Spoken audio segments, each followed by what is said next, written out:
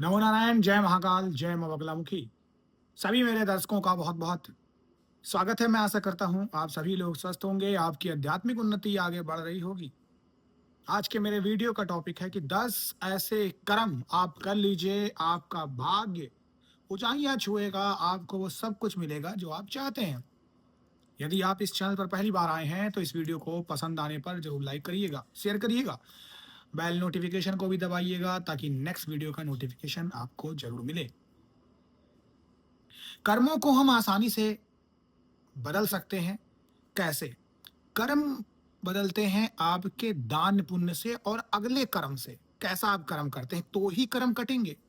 बाकी आप कुछ भी कर लो फिर नहीं कर्म कटने वाला है और उसके बीच में प्रभु भी हस्तक्षेप नहीं करते हैं। तो ऐसे क्या 10 सूत्र हैं जिससे आपके बुरे समय कट जाएगा, बुरा कर्म जो किया होगा वो कट जाएगा और अच्छा समय जल्दी-जल्दी आपके पास आएगा। सबसे पहले सुबह उठते ही अपनी हथेलियों को यूं देखना, मंत्र पढ़ना, कराग्रे वस्ते लक्ष्मी, कर मध्य सरस्वती, करमूलेत गोविंदा, प्रभाते कर दर्शनम। यानी जो इंसान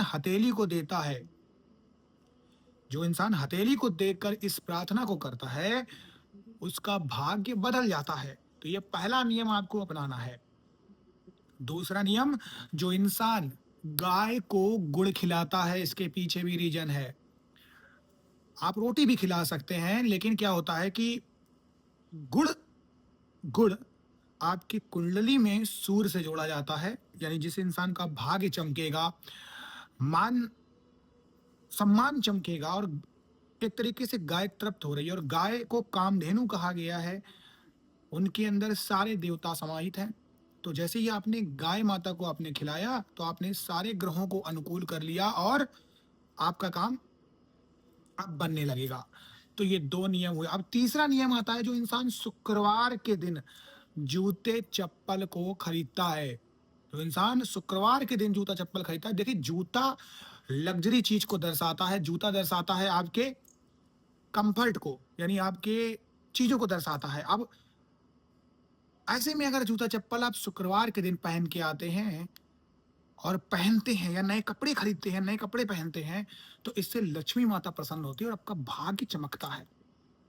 आते हैं अगले चरण में, जो इंसान रात के समय कपूर जलाता है, रात के समय कपूर जलाता है, और जो इंसान कपूर नहीं जलाता है, कोई समस्या नहीं है। अगर वो इंसान लौंग को, तेज पत्ते को लेकर, राई को लेकर जलाता है, अपने घर में धूनी दिखाता है, तो घर से नेगेटिविटी दूर होती है और इससे क्या होता है, आपके घर में सकारात्मक ऊर्जा आती है।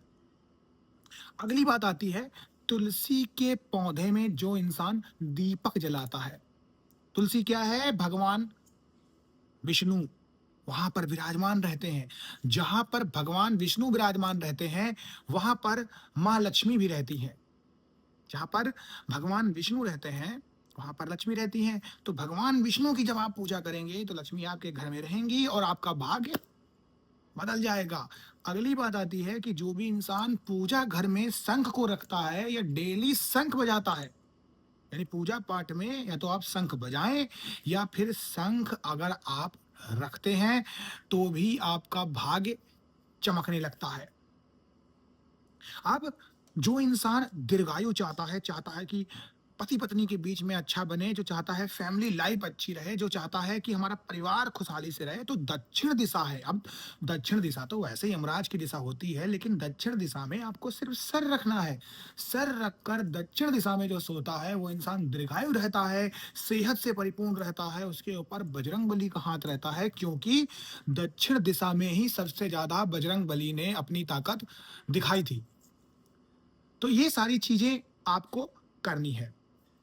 उसके बाद कोई भी इंसान अगर रसोई घर में जूठे बर्तनों को नहीं छोड़ता है, उसी रात में ही बर्तनों को साफ करता है। कई लोग होता है ना, आलस करके कि मैं सुबह बर्तनों को साफ कर लूंगा या कर लूंगी, आज ठंड बहुत है, आज मन नहीं हो रहा, मैं थक गई हूं या मैं थक गया हूं। तो ये सब बहानेबाजी छोड़कर अगर आप किचन को साफ करते हैं, तो आपके घर में अन्नपूर्णा का निवास होता है, क्योंकि किचन अग्नि से बना हुआ तत्व है, वहां पर आपकी गैस चलती है। ये वास्तु शास्त्र के बारे में बता रहा हूं, क्योंकि साधना जो है वो भी एक शास्त्रों से एक हमारा शास्त्र है, जैसे ज्योतिष शास्त्र वैसे वास्तु शास्त्र।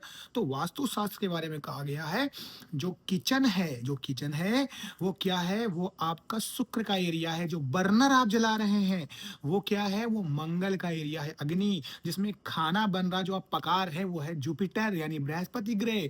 और जब उस जगह पे आप गंदगी फैलाते हैं तो अग्नि यानी राहु और मंगल का समावेश हो जाता है। ऐसे में इंसान चिड़चिड़ा होता है, घर में लड़ाइयाँ होती हैं, इंसान गुस्से में गंदी गंदी गालियाँ देता है, बर्तन तोड़ता है, और धीरे-धीरे पैसा का फ्लो जो होता है, उस पे सेंध लग जाती है यानी कैंची लग जाती है।